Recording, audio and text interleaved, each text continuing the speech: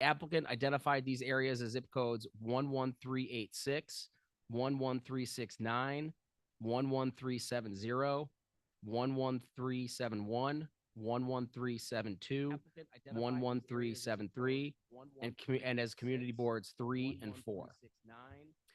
My name is Tim Hannigan. I'm an attorney from Del Mar, New York. I'm serving as the hearing officer for this hearing in accordance with New York State Department of Health Policy Statement 0606.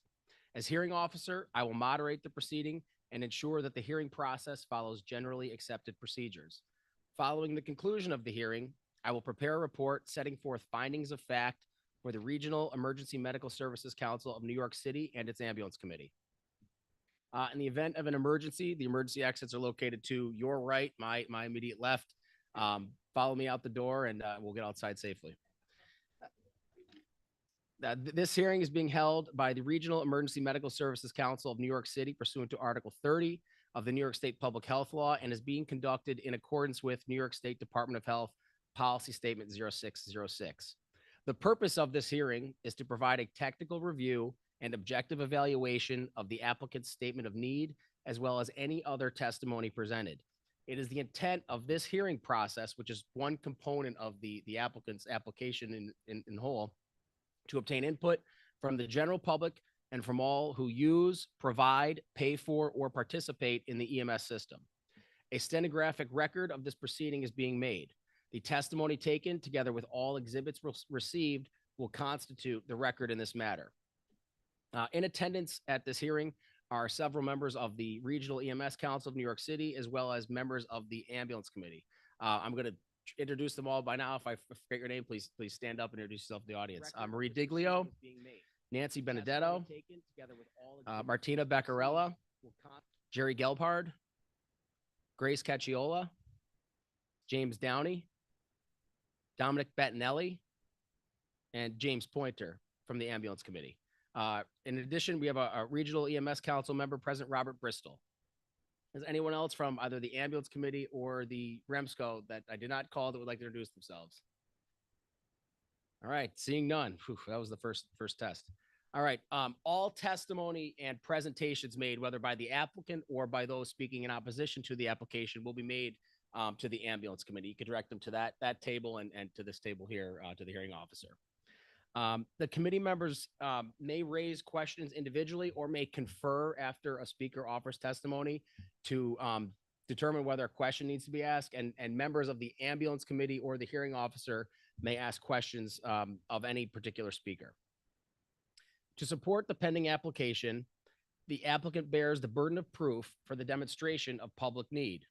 Public need is defined as the demonstrated absence, reduced availability, or an inadequate level of care in ambulance or emergency medical service available to a geographical area which is not readily correctable through the reallocation or improvement of existing resources. In this case, the application was deemed complete by the Regional EMS Council on April 7th, 2025. As a matter of housekeeping, I'm going to go through several exhibits that have already been submitted to the EMS Council that will be marked and reviewed in accordance with my review of this hearing transcript and the application as a whole, as well as the documents that the REMSCO and the Ambulance Committee will have available to it in order to render its determination on the application. So as a matter of housekeeping, the redacted application, redacted for the personal identifying information of those officers and directors of the applicant, has been marked and is incorporated into this proceeding as Exhibit 1. A copy of the legal notice of public hearing published prior to today's date, together with the supporting affidavit notice of application made by registered or certified mail by the Regional EMS Council of New York City to chief executive officers of all hospitals, ambulance services, and municipalities operating within the same county or counties where the applicant seeks to operate, has been marked as Exhibit 2. The letter of fitness and competency from the New York State Department of Health attesting to the applicant's fitness and competency to operate the proposed service, what has been received. The applicant has been found fit and competent by the Department of Health, and that is incorporated as Exhibit 3. The timeline entitled Account of Events, which is prepared by Program Agency Assistant Michelle Clem, is incorporated into this proceeding as Exhibit 4. The PowerPoint presentation, which was provided by the applicant to the Regional EMS Council in advance of today's proceeding, and for which the applicant intends to provide to those gathered at the public hearing today has also been received and is incorporated into this proceeding as Exhibit 5. An email transmitted to the Regional EMS Council by Larry Ligardo, Ligardo, from the Flushing Community Volunteer Ambulance Corps was received prior to today's date and is incorporated into this proceeding as Exhibit 6. I've been advised that as of the commencement of this public hearing, no other letters of support or opposition or any other documentation has been provided to the Regional EMS Council. All right, we will commence first with a presentation by Aviv Citron, Brian Montalvo, John Elber, and Alan Wolf, who are representatives for the applicant. When you begin speaking, please state your name for the record as for the benefit of our stenographer as well as those gathered here. And then because we have a stenographer taking down everything that's being said, please, if there's a question asked and you anticipate the answer to it, that you wait, allow the question to be fully expressed, and then you can provide your answer to that. That's just to ensure the record is clear when the regional council is reviewing this after today's hearing. Obviously, we will all know in terms of conversation what was said and that you understood the question. But for reading the record after this time, it helps for clarity of the record if there's a clear pause from the time that the question is posed until the answer is made. Following the applicant's presentation, the floor will be open to those individuals who have requested to speak. Right now, we have only one request to speak from the general public, which is Larry Ligardo, in opposition to the application on behalf of Flushing Volunteer Ambulance Corps. If anybody who has come in since the time that I began my opening remarks here would like to speak, you can come up to the table at any point here and sign up. I will also offer that opportunity at the end, assuming we're not into the 11 or midnight hour. And I don't anticipate we will, but if the floor will be yours at that point, then you'll have to deal with that, Mr. Citron. So each person requesting to be heard in the public forum will be allowed as much time as necessary. If the comments go beyond the question of public need, which is before this body, I'll rein it in a bit. But generally speaking, I think people who participate here and certainly Mr. Ligardo and the applicant have knowledge of the EMS system. I'll provide them some latitude with respect to offering comments on the application. At the conclusion of the public forum, the applicant will have the opportunity, if it so desires, for additional time for the limited purpose of rebuttal. This is a comment period that is specifically called for in policy statement 0606. That time period is for the limited purpose of either contradicting or disproving statements or submissions made by persons who oppose the application. So anything that you would like Mr. Citron to talk about in advance of the merits of the application and why the ambulance committee and the REMSCO should recommend granting the application, that should be presented now or in a few moments. And then any comments offered in opposition, that rebuttal period is designed for you to respond to those and explain the merits of your application at that time. I've introduced Mr. Citron already. And then after you speak, certainly Mr. Citron, on behalf of the applicant, please allow time for the ambulance committee to confer and ask any questions of you that they may have. And then when they've concluded their question and answer period, we'll invite you to take your seat. Mr. Citron has also indicated there are other representatives of Forest Hills present. So if there's someone here, I don't think anyone's better suited than you to answer. But if you believe that, then you can have any representative of your agency come forward, state their name, or grab one of the remote mics to take your seat and stand up, and you can answer the question as well. I welcome that as well. All right. All right. If anybody needs reasonable accommodations to speak, we got portable mics. I'm happy to walk one back to you. So let me know. Any questions before we begin from the applicant? I just want to make a correction to one of your opening remarks. You said zip code 11386. It is actually 11368 under Corona. You got it. Yep. You're exactly right. All right, yeah, so and that's correct too. That was a miscue on mine because they are sequential and 86 is not in that sequence. So the correct zip code for Corona 11368. Thank you very much. Any other questions, Mr. Citron, before we begin? None. All right, the floor is yours, sir. Please proceed. Thank you. Good evening, Mr. Hannigan, the REMSCO Ambulance Committee, and the entire REMSCO for putting together this hearing. I am Aviv Citron. A as in Adam, V as in Victor, I, V as in Victor. Last name is Citron. and am the president of the Forest Hills Volunteer Ambulance Corps. Along with me are Captain Brian Montavo, past President Alan Wolf, and Public Information Officer John Alber, and members of our agency who are here in support of our expansion. We are here today to demonstrate the public need for an additional volunteer ambulance service in the communities of Corona, Jackson Heights, Elmhurst, and East Elmhurst, Queens County, New York. According to open source Census Bureau statistics, there are approximately 335,604 residents alone in these areas. This figure does not include businesses, visitors, and guests and transient population of LaGuardia Airport. These areas have been left without a volunteer ambulance since December 2024, when the Corona Community Ambulance lost its operating certificate, leaving a massive void. The Forest Hills Volunteer Ambulance Corps has been in existence since 1971. We began proudly serving the community of Forest Hills.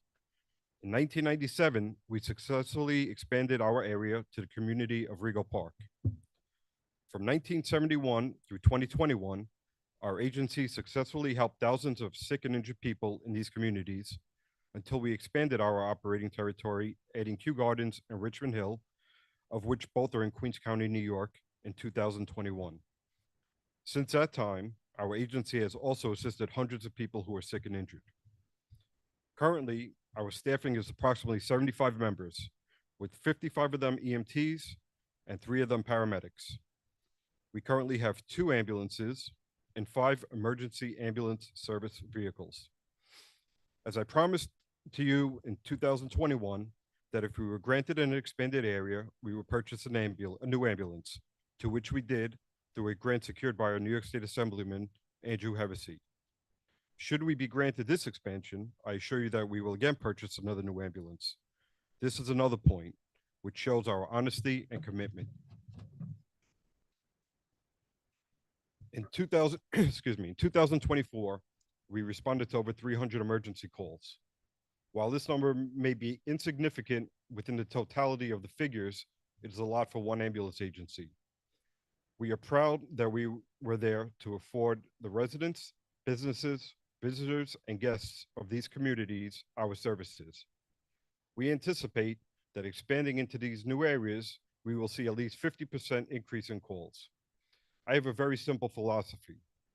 If we respond to at least one call in these areas and help at least one person, we have accomplished our mission. Obviously, our goal is to help as many people as we can. However, one patient is one too many. Since February 2025, our agency has been operating at least 5 days a week and have done over 160 calls during this short period of time. We have been able to provide the New York City 911 system, our ambulances, with our volunteer members at least 3 days a week.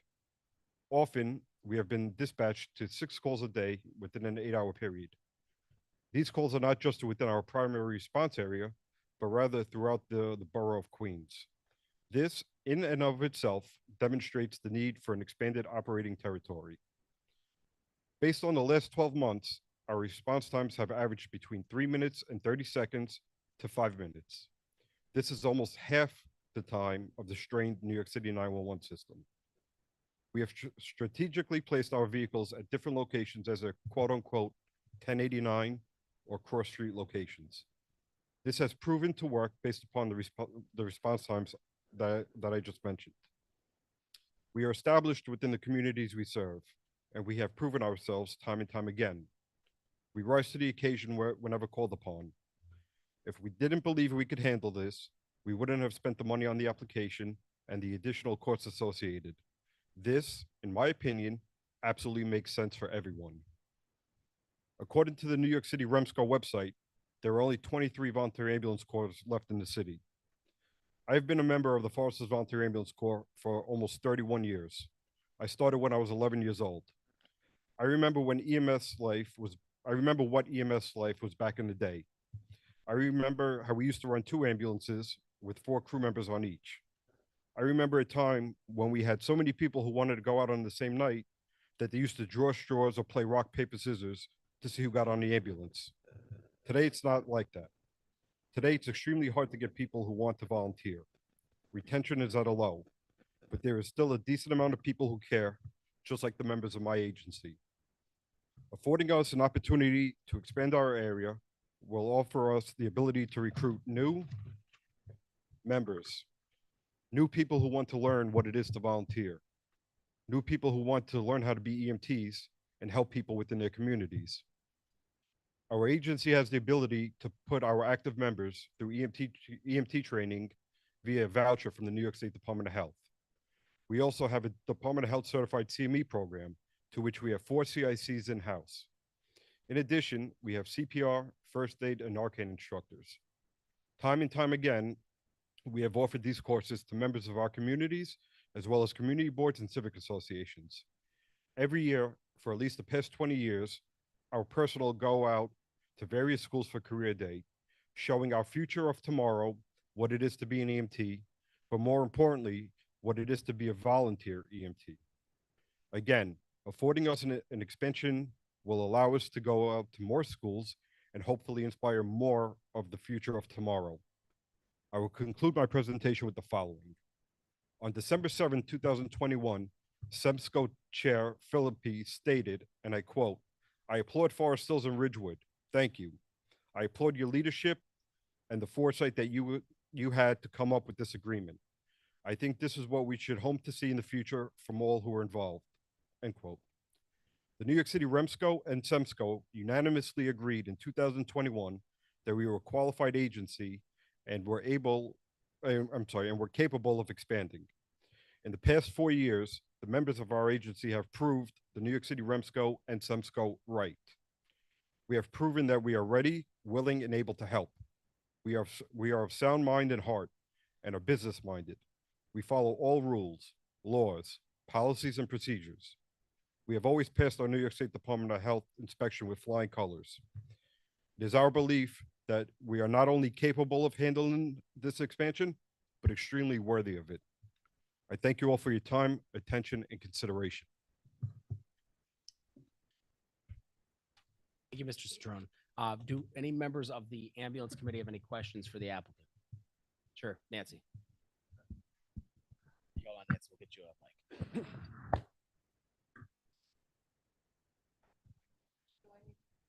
No, you can, as long as you have this one.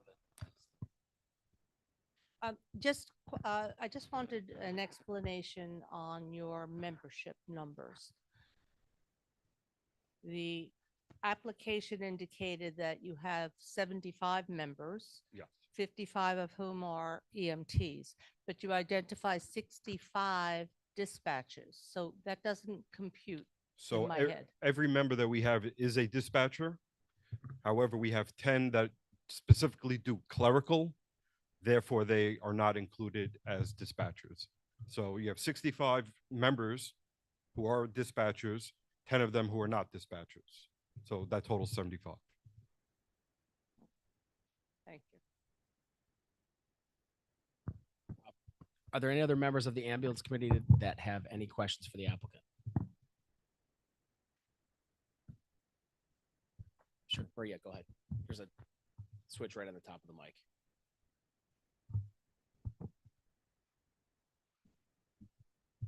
I'm not questioning Forest Hill's ability to function. You've been functioning for a long time and you obviously are able to fund yourself. The budget that you sent in, these are all expenditures? Because What page it's are you- on page 17.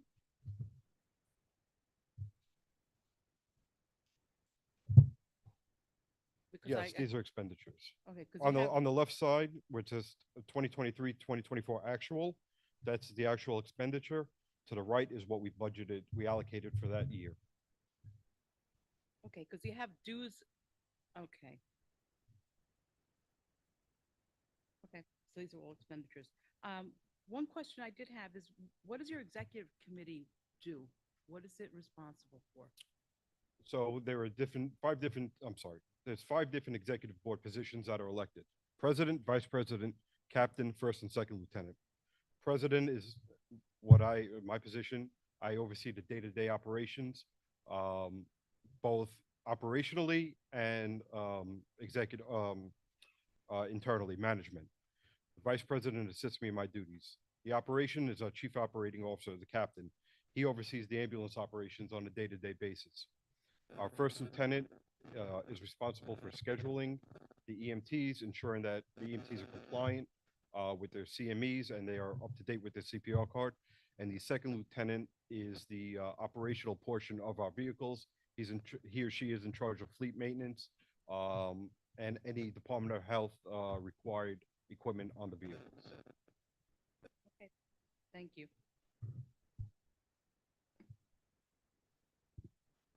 Committee member Cacciolo had a question. Thank you. The area you're looking to cover is now encompassing 6 zip codes. Are you going to be able to provide services to all 6 of those zip codes with only 3 ambulances? Hi, Chief. Good afternoon. Hi, how are you? Good. So the short answer is yes. As I stated in our 2021 application, if we were granted the expansion, which was 2 additional zip codes, we would buy another ambulance. And as I testified here today, we are going to buy another ambulance. So yes, it will be 3 vehicles. Our goal is to obviously have an entire fleet. I wish I could have as many as the New York City Fire Department, but we can't do that. But the answer is yes. We truly believe that we will be able to respond to those areas. Now, while it may seem that the zip codes are large, it's a total of 8 square miles. Right now, we have approximately 5.15, I think the number is, square miles in our operating territory. But yes, we truly believe that we will be able to handle the calls in that area, in those areas rather. And will they be responding from your base, or will you strategically place them at cross-street locations? So all our vehicles, they do not sit 1099, and 1099, for those who don't know, is in service at base. Everybody's assigned a cross-street location. If we are granted the expansion, we will obviously come up with a smart response zone, meaning the most centralized cross-street location that we could possibly have, whether it's accessible by the main thoroughfares, Queens Boulevard, Northern Boulevard, or by the highways. But our goal would be to get a satellite location somewhere in the zip code, in those zip codes. If somebody could help us find $2 million funding to buy a headquarters, that'd be great. But until that happens, yes, we will have cross-street locations there. Thank you. Thank you. And if I may add, if we are afforded this opportunity and the fire department has suggestions for us of what they think would be best, we're all open to it. Councilmember Diglio. I just wanted to know, is Forest Hill currently receiving calls from the fire department via the volunteer dispatch? Yes. So we've been providing the New York City 911 system ambulance at least 8 hours a day for 3 days a week since the first week of February 2025. And generally, these calls are within your territory. No, they are not. So you're sent. We're sent whoever- throughout the entire borough of Queens. Okay. And that's fine. You're part of the 911 system. Correct. Okay. Thank you. Sure. Yep, go ahead.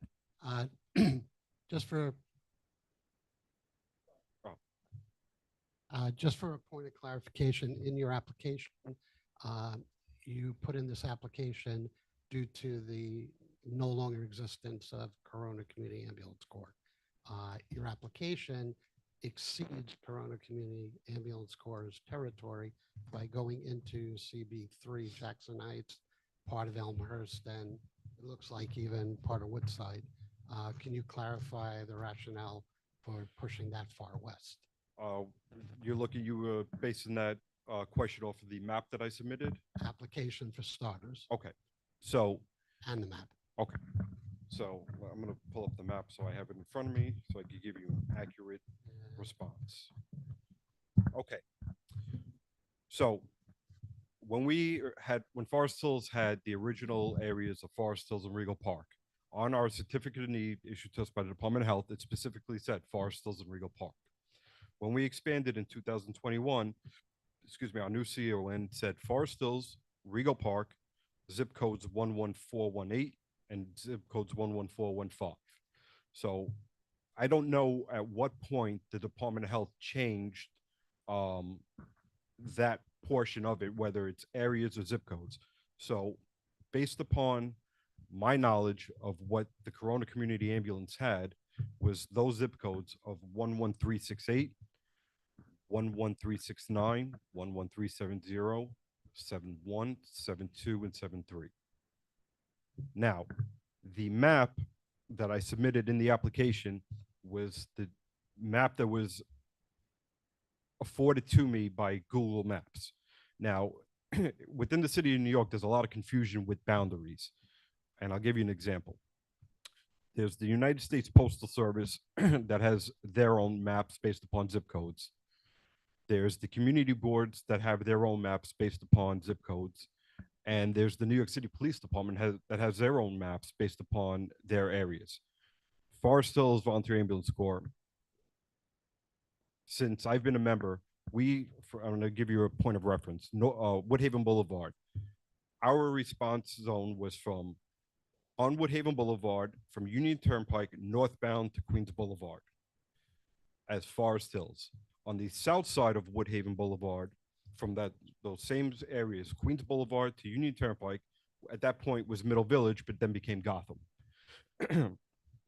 Now, if you continue northbound on Woodhaven Boulevard and you hit Elliott Avenue, on the southbound side of Woodhaven Boulevard, there's a horseshoe, which the 112 precinct covers, but it's on Forest Hills. It's the 104 precinct side. If you go to the Long Island Expressway and 108 Street, for example, we have our border stops at the southbound side, which is the Long Island Expressway East. On the northbound side, the Long Island Expressway West, that is still considered Regal Park, behind where the engine 324 is. So it's very confusing as to exactly where boundaries go. That's why we did based upon zip code. So does that answer your question? Partially. So 0606, I can stand corrected by Mr. Hannigan, discusses and DOH discusses coterminous with geopolitical boundaries, hence Community Board 3, Community Board 4, which is the areas you're referring to. So if we exclude zip codes and we exclude police precincts, the known community boards that cover the areas you're referring to is CB4 was the old Corona with an expanded area because you can't split anymore. So CB3 would be considered your overall area above the old Corona area. Because CB3 goes north up to into LaGuardia Airport, Jackson Heights. Can you just, am I able to ask a question? Or is that later? Yeah, so if it's a responding to his Yeah. question, It's a question to to help clarify your answer. Yeah, That's clarify. fine. Go ahead. You just made mention of 0606, which specified, and I'm not trying to give you a hard time. I'm just trying to get clarification of this myself. Does not go based upon zip codes, correct?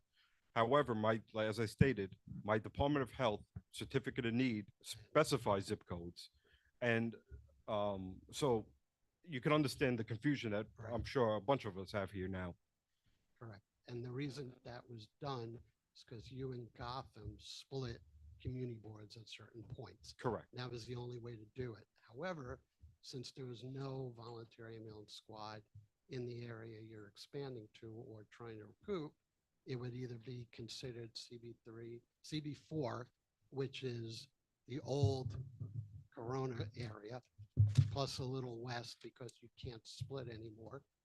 But you also asked for CB3. So I was just looking for clarification on the rationale for going larger than what the Corona area was originally. That was it. Okay. Well, like I said, and I thank you for the question. But based upon my last CON that we received with the zip codes, that's how I did the application because that's how it was issued to us. Okay. That's fine. Mr. Downey has a question on behalf of the ambulance committee.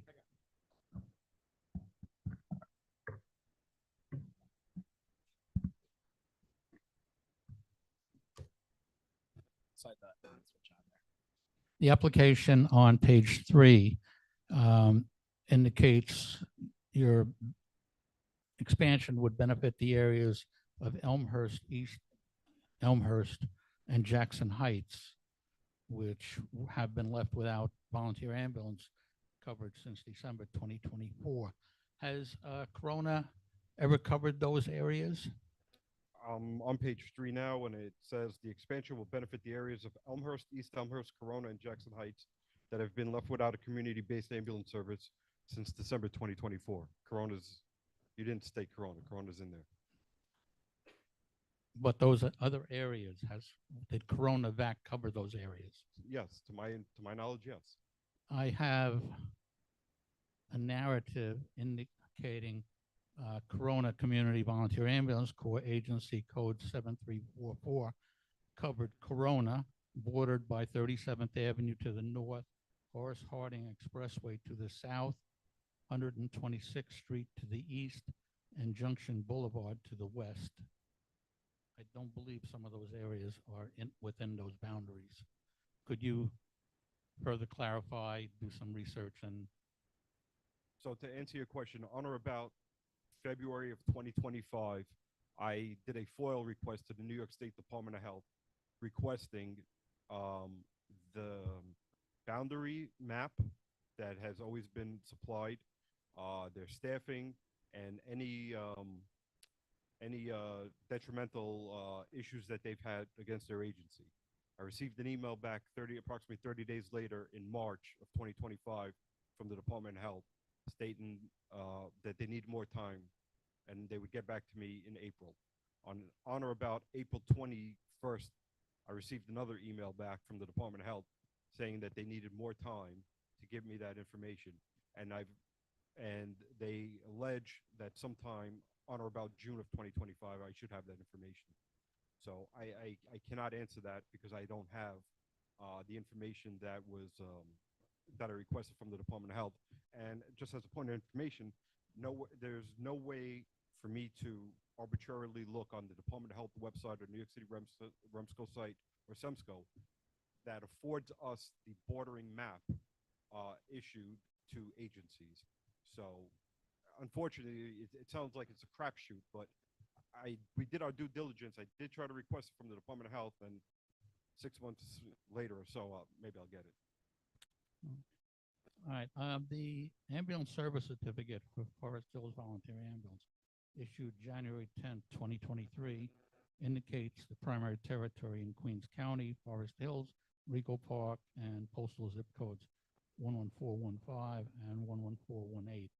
So at some point, the Department of Health does issue certificates with a combination of descriptive communities and specific zip codes. Doesn't make things easier sometimes, but they do whatever they want. As you can see, it's very confusing today. All right, your application indicates that a number of notices were sent to various organizations asking for letters of support. And you indicate that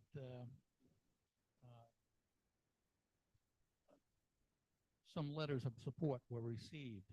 I'm questioning New Hope Baptist Church. That did not come in on a letterhead, and I did not see an address for it. Any idea where that organization is located? I'm going to call up Captain Brian Montalvo. Brian, do you have that information? You got to come to the mic.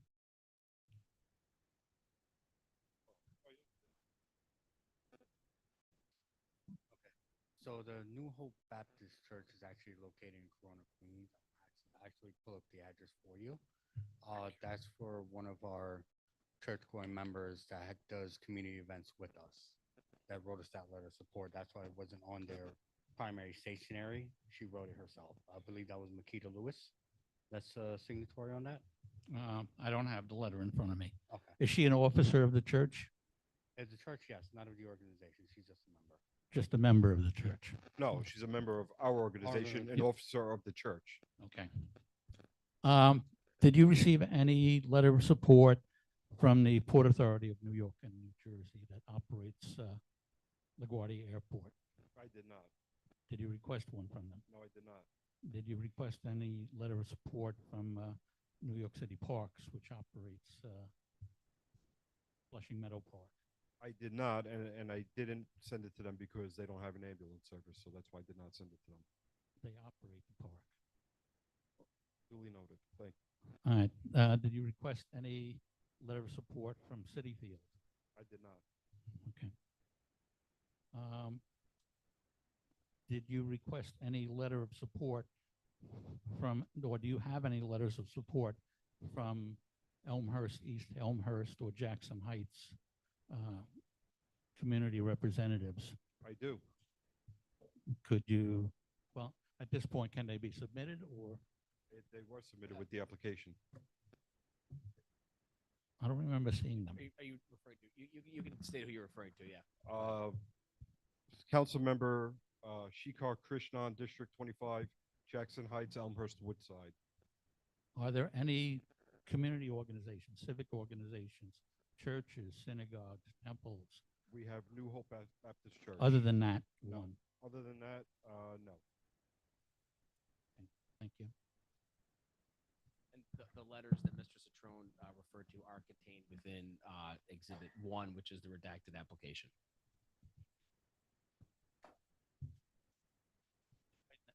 That's it right now.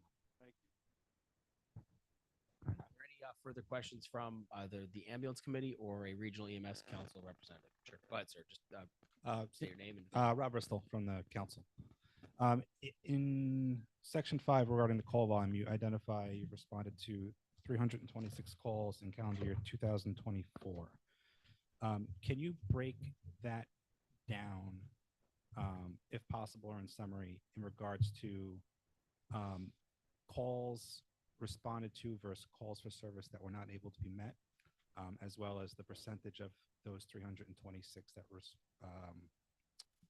ended up in transport by Forest Hills? Captain Montava, do you have those numbers?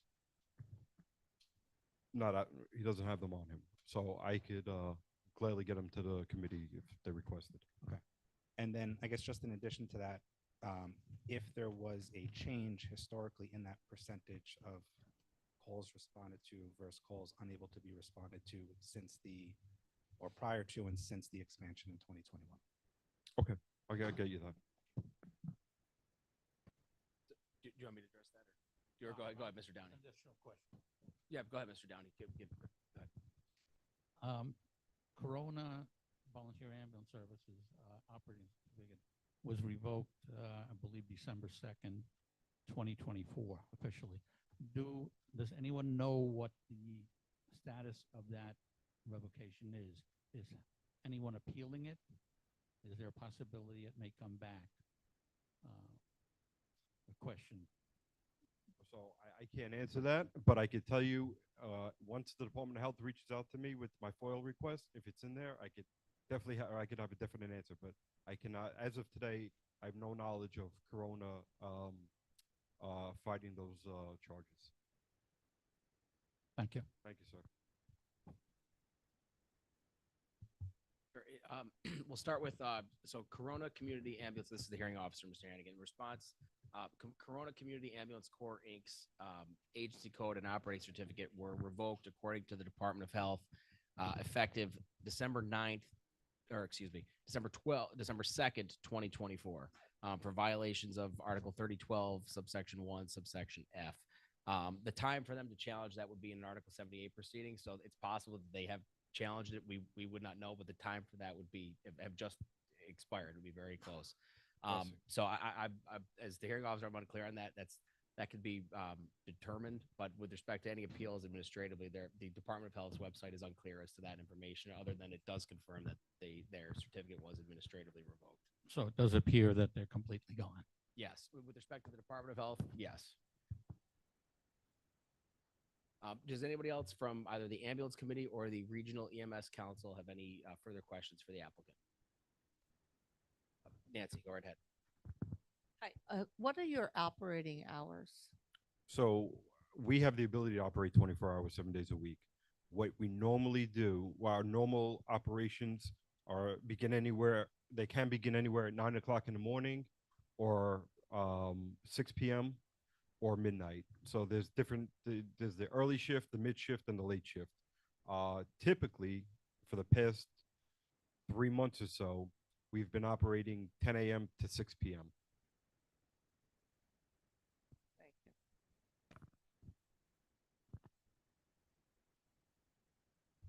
you. Do any other members of the ambulance committee or the REMSCO have any questions for the applicant? All right, seeing none, Mr. Citrone, I have a couple for you to follow up. So at the outset of the hearing, I stated the definition of public need, which is the reason why we're all here. And before I get into that, I did want to know there's about 35 people in attendance. I know that the sign-up sheet to speak is somewhat short, but I didn't want that to reflect the overall participation by the community in this application process and in the hearing. So there are about approximately 35. I went to law school because I can't count. So we'll stick at 35. It might be 40, it might be 28, but right around 35. Thank you for that. You're welcome, sir. All right. So my questions. So the policy statement is maybe artfully unclear, but everybody kind of knows what it means. And by that I mean there are components of that definition that need to be met. So first is demonstrated absence with respect to public need. And is it your position on behalf of the applicant that the revocation of Corona Community Ambulance Corps is the demonstrated absence that's bringing about this application? Absolutely. Okay. With respect to reduced availability, would you agree that the again revocation of Corona from the EMS system in December 2024 demonstrates reduced availability in the area? I agree. Okay. The other component of that amorphous definition is the either ability or inability of existing resources to reallocate within the affected area. And obviously there's a lot of demand for service here, but there are also a lot of services here. Can you comment on from the time period that Corona Community Ambulance Corps was revoked in December of 2024 through the present, whether you've had any discussions with any of the providers that operate in the affected area with respect to their ability, whether they could answer the call volume, whether they had an intention to submit an application like this one or anything like that. And then separately, and kind of building on that, you mentioned in response to a question from Ms. Diglio that your ambulance service presently runs mutual aid or calls styled as mutual aid, but outside your primary operating area. If you could put territory, excuse me, if you could put like a number on the number of calls that you're running outside your primary area in the areas where you're at the subject of this application, that would be particularly helpful. Okay, so to answer question number one, Yep. We did not have any discussions with anybody in specific, whether it be the New York City Fire Department or Northwell or any other 911 participating agency.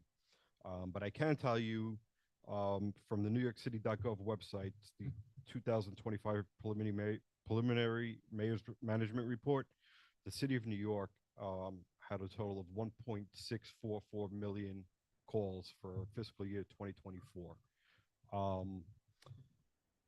It is extremely difficult to break it down via I'm sorry, I do have it. The approximate, now this is on page 6 on the call volume.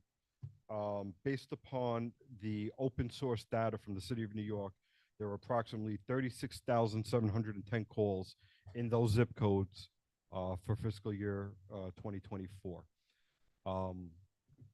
So that answered part of your first Sure. question. And then on that point, any idea how many Corona was running at the time that they were revoked by DOH, or for even the year before, for 2023? So I can't speak on Corona's response. I don't know what it was, but maybe in June when I have that foil, I'll be able to tell you.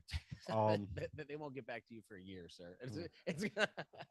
It'll be a while. What I think you could do with that data, and there was some discussion on the record on that, but if the REMSCO wanted to determine with respect to the operating area, I believe that there's probably a way to get that information without going through the Department of Health's FOIL office to determine Corona's actual operating area, if that's the true area that's intended here to make up for the absence.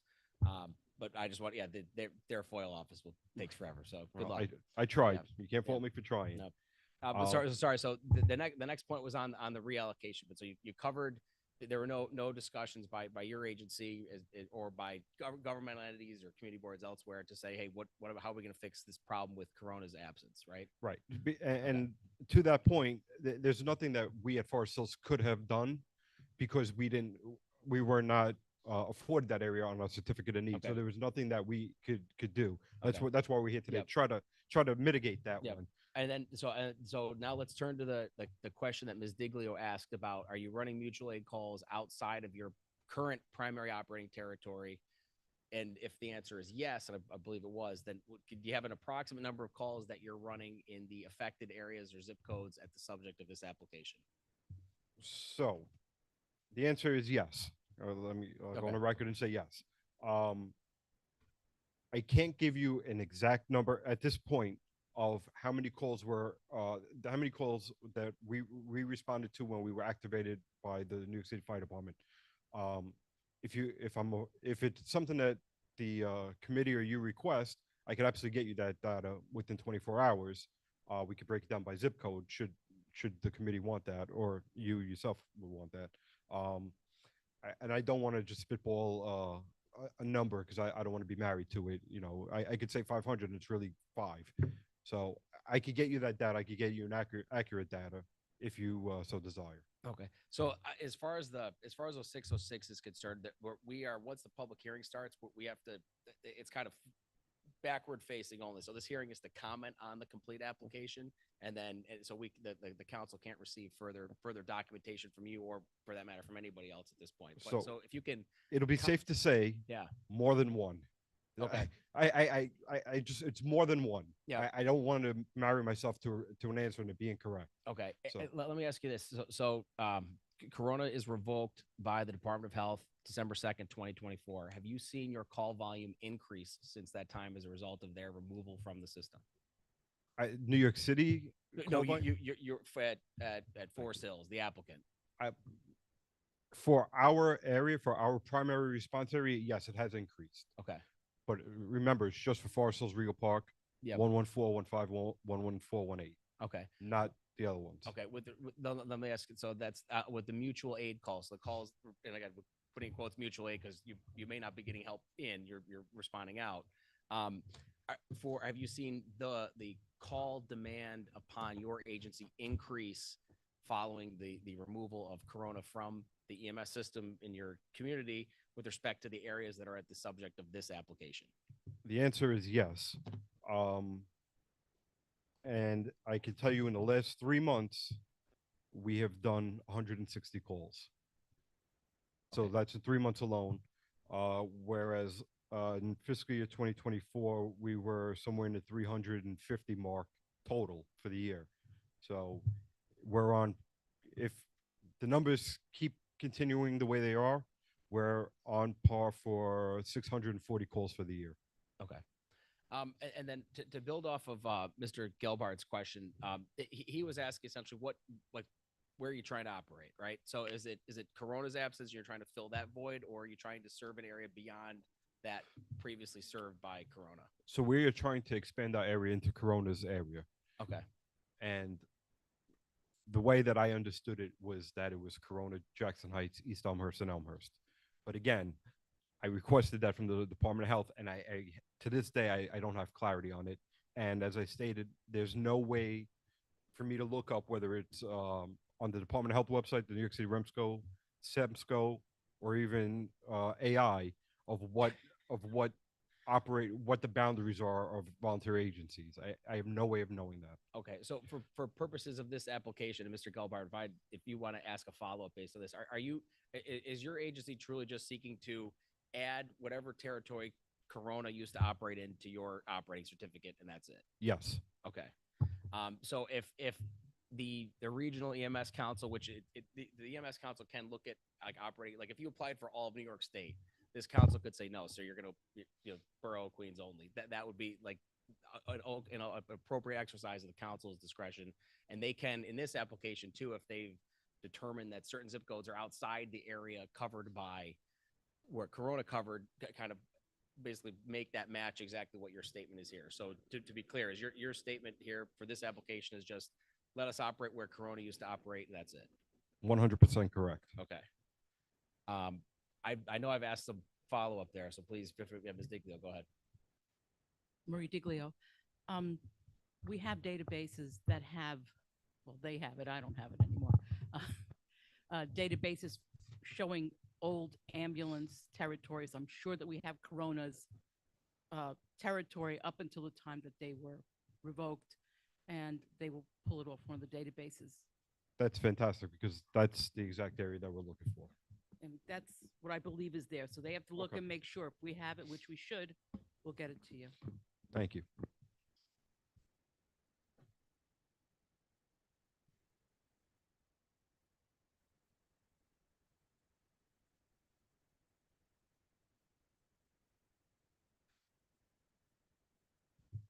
A comment was raised on whether the REMSCO can look at presently filed like EPCR data to determine call volume and call rates for that.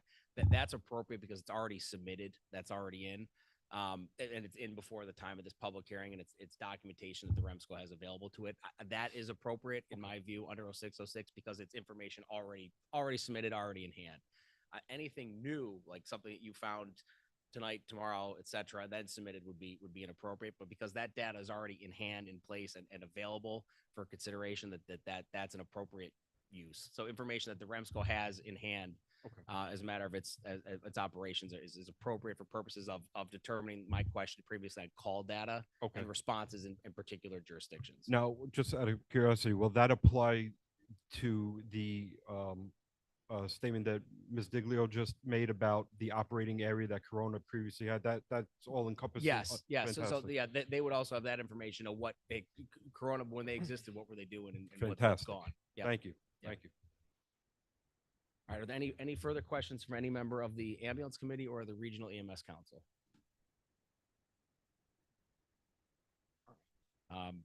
And again, I did note that there were several letters of support. You referenced two of them, but there are letters of support for this application contained within the redacted application. I didn't mention them specifically because they were submitted by the applicant, but there are some letters of support in there that I will call out in the hearing officer's report. All right, Mr. Citrone, seeing no further questions, you could take a seat. Do any other members of the applicant? I know you had a panel of speakers. Anybody else wish to offer comments at this time?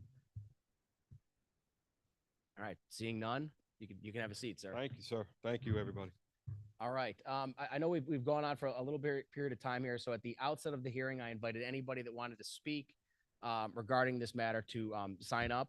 We have a sheet to speak in support of the application and one in opposition.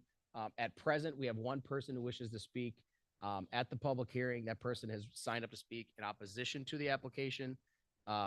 If anyone else wishes to speak either in favor or in opposition to the application, please come forward and sign up. In the interim, I'm going to call Larry Legardo on behalf of Flushing Volunteer Ambulance Corps to speak. Mr. Legardo, you've signed up. Please take the microphone, state and spell your name, and proceed. Yep, that one. Thanks. I made a mistake with the opposition. Okay. I'm not in opposition. You're not in opposition? Larry Legardo. Yep. Ligardo, resident Flushing. You clarified that with the territories. And my question was that what protects the current territories and what were they asking for with the current application? So I and Joe cleared that before, that it is that we could function with both what's going on. Once you clarify what Corona, what it is. So I didn't know what it was based on the maps that we saw, but I'm not in that position. I'd like to change that out. Okay. Okay, not waste anybody's time. So No, you're Cool. that's fine, sir. so do you need me to re-sign? Nope, I can. We'll just know, and you just did that. You're no longer offering opposition to the Correct. application. You were just seeking clarification on the territory sought by That the existed, application. Correct. Which you just clarified as well, what they're entitled to, and that you'll verify with the EPCRs, right? Correct. All right, that's it. Thank you, sir. Thank you. All right. If Mr. Legardo spoke too quickly and didn't have time to come up and sign up, now is your chance. No, you're good, sir. You're good, sir. Is there anyone else that no one else has signed up to speak on the sheets? Is there anyone else that would like to speak that has not had an opportunity to do so at this time? All right. Seeing none, Mr. Citrone, there was no opposition offered to your application. Are there any closing remarks you'd like to make before we close out this evening?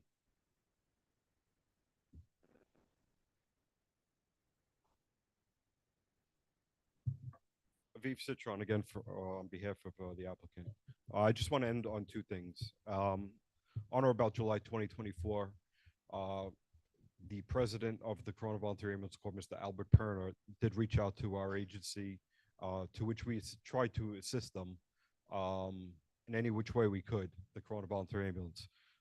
Unfortunately, we weren't able to because at that time, July of 2024, we were informed that their certificate of need expired on or about February of 2024. So we were unable to help them. We were willing to, we wanted to, but we were unable to help them in their area.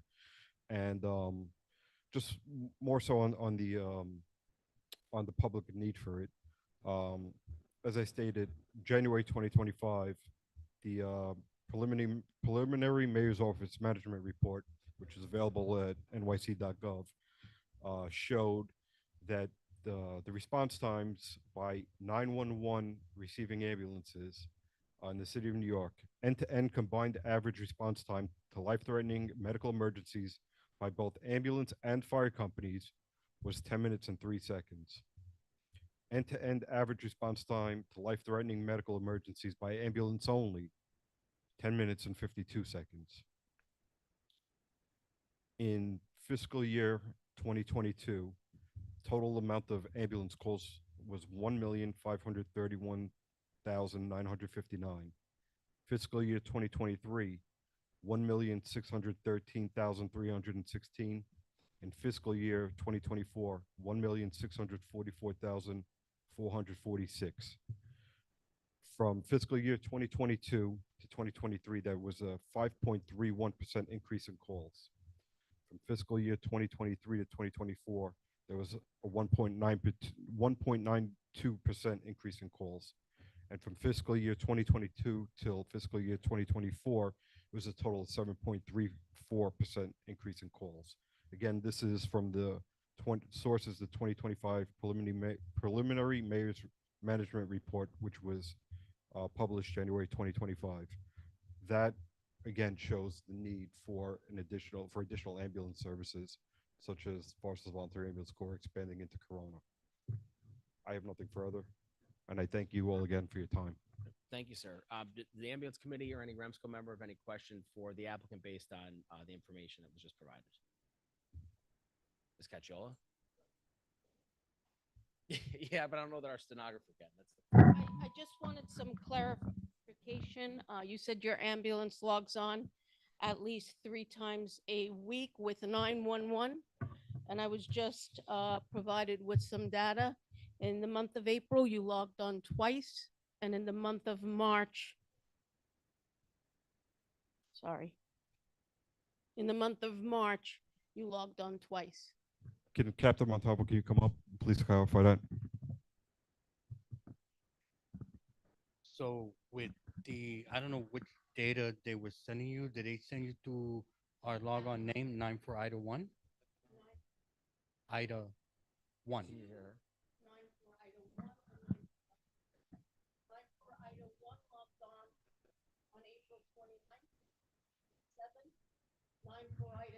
Logged on March 16th and 94 Ida 3 logged on March 24th. Those are the only logins we have for April and March. We have some data that will discredit that. Yeah, and I can provide the CAD numbers if you need it, because every single time we log on and we do jobs within the 911 system, we put the actual FDNY CAD numbers into our PCR so that I can pull a report from Health EMS and see the entire log on. So between February 16th, 2025, all the way to at least the 26th of this month, we've done about 117 PCRs with 50 transports just in the 911 system alone. And that I can provide all the data if anybody needed it. Thank you. So I believe that you have the ability to get that data from behalf of the council already. That's the applicant can't give you anything new. That should be in the application already, but because it's available through their filing of the PCRs, that can be obtained. Yeah, at the request of the committees and subcommittees, the staff can pull reports on call volume data or whatever data the committees deem necessary to make their decision. I have a question. So just on that, Mr. Montalvo, from Mr. Montalvo over here, from the, actually stand behind the mic, that'd be even better. From the information you just provided, you said there were about, like, you participated like about 50 to 60 EMS calls in the 911 system. Is that right? Between March and the from present? the timeline that I put forward. Yep. On February 16th, there was about 117 responses with 50 transports. Okay. And then we have the other breakdowns, which was 3 DOAs and calls that were 90s and then RMAs. Okay. Everything's broken down Okay. individually. Of those calls, were any of those calls run in or responded to in the area formerly served by Corona Volunteer Ambulance Corps? They were calls that were run in Corona's area, but we also have done calls within other areas, whether it was Astoria, Richmond Hill, South Richmond Hill. We went as far as JFK Building 269 for an accident. So it encompasses most of all of Queens West. Okay. All right, very But good. to answer your question of Eve Citron again, the answer is yes. It was at least one. Okay. There's like a $1 Bob somewhere there. Yeah. All right. And any members of the ambulance committee or the REMSCO have any questions for either Mr. Montalvo or Mr. Citron? All right. Seeing none, gentlemen, you can take a seat. Thank you again.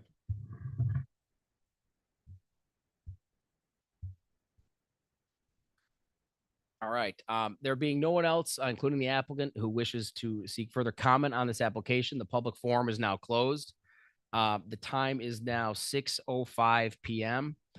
There will be a transcript made of this proceeding, and I will prepare my report and submit it to the committee. I'd like to thank all of the members of the ambulance committee for appearing and offering questions and having clearly reviewed the application in advance of today's date. I can assure you that doesn't happen everywhere, and this council is well prepared, and that allows the hearing to be very productive for the applicant, for the public that you serve. The committee will meet and make a recommendation to the Regional EMS Council as to whether or not the application for expansion should be approved. I want to note the next Regional EMS Council meeting is May 21st, 2025 in this building. The Ambulance Committee is presently scheduled to meet at 5 p.m. With the Regional Council meeting thereafter at 6 p.m. Are those dates still correct, Nancy? Excellent. All right, got confirmations. Those are good. There being no further business before the New York City Regional EMS Council Ambulance Committee, I adjourn this hearing.